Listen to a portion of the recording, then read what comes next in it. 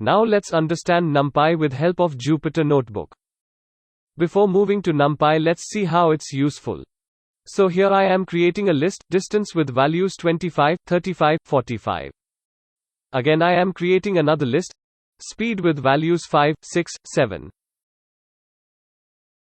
Now let's calculate time. Time equals distance divided by speed. We want to do element-wise operation here. Just click on Run. Oops, you can see the error. Unsupported operand type.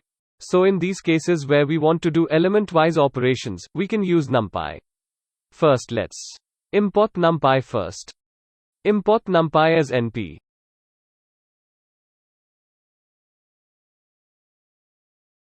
Now we are creating NumPy array. Distance NumPy equals np.array_distance.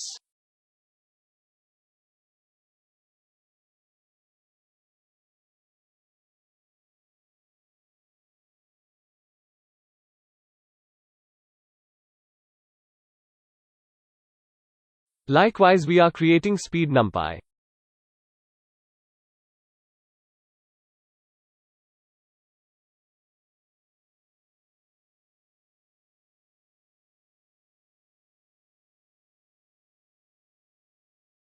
Now find out the time.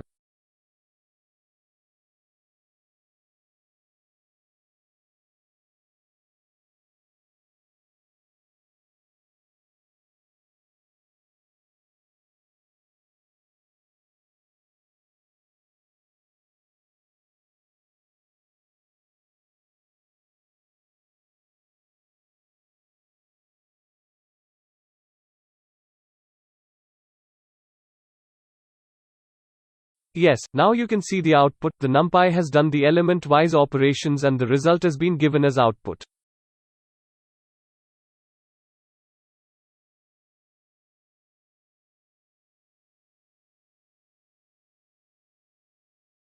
You can even directly create the NumPy array here. Only thing you should remember is to import the NumPy library. Okay, now let's understand it much detailed. Here again I am creating example NumPy.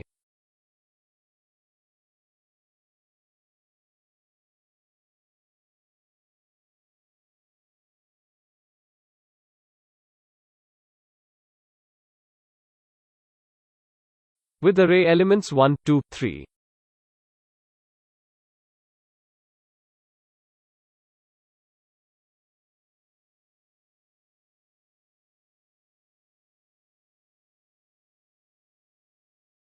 Just print the example array. The output is displayed as array 1, 2, 3. So now let's try to create arrays with zeros.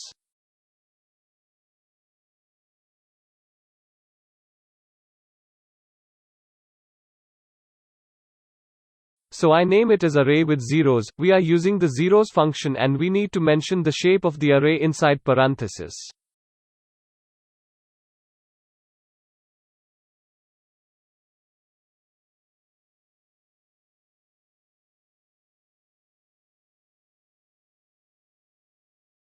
We can see 3 by 3 matrix with only zeros in it.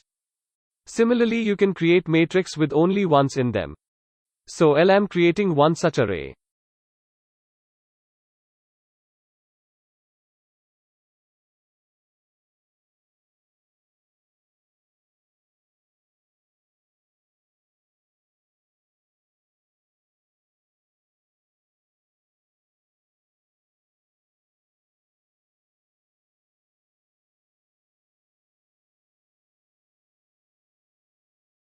Now let's understand empty method in NumPy.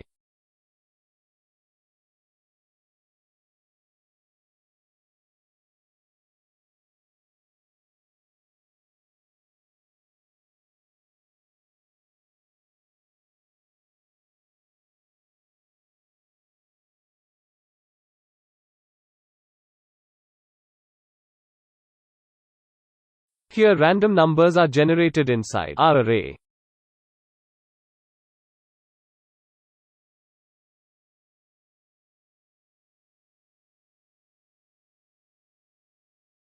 Now let's understand array method. So I am creating a range 1 equals np dot array 15.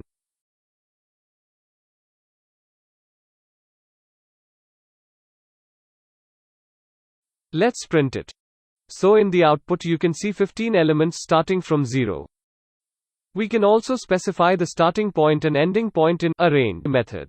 Let me create a range 2 equals np dot array 1, 10, 3. Here the starting point is 1 and ending point is 10, and 3 will be incremented from the starting point and stops at the stopping point. But we need to understand one thing, that point which is less than the stopping point after the incremented value will only be displayed. Let's see the output. You can see 1, 4 and 7 is printed. 10 is not printed here.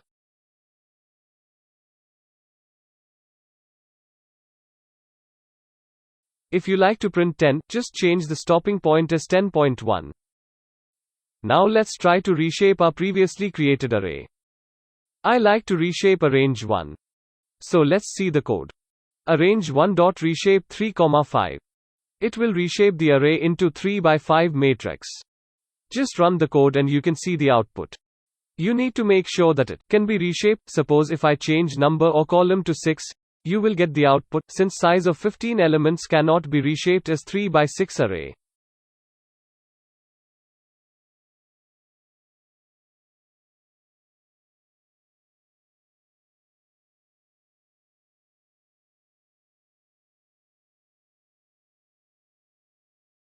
Now let's understand one-dimensional, two-dimensional and three-dimensional array. I am creating one-dimensional array using array method.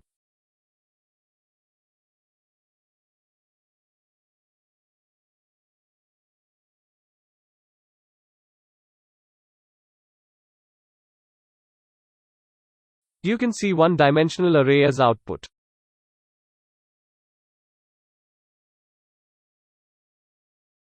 Now let's create two-dimensional array by reshaping our one-dimensional array.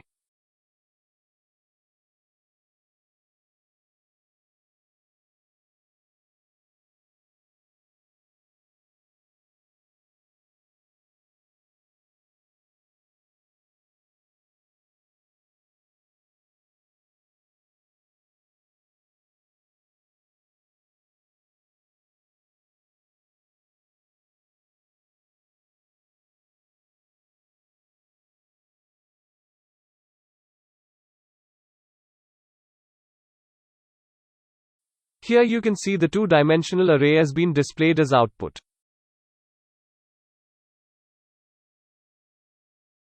At last let's create a three-dimensional array. I am using arrange and reshape method to create a three-dimensional array.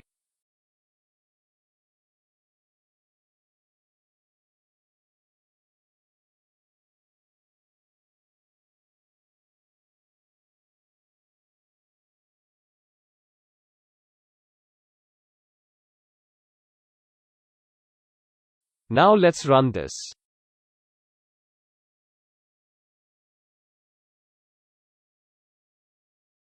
Here you can see three-dimensional array. Just try to do all these on your Jupyter notebook and see the result.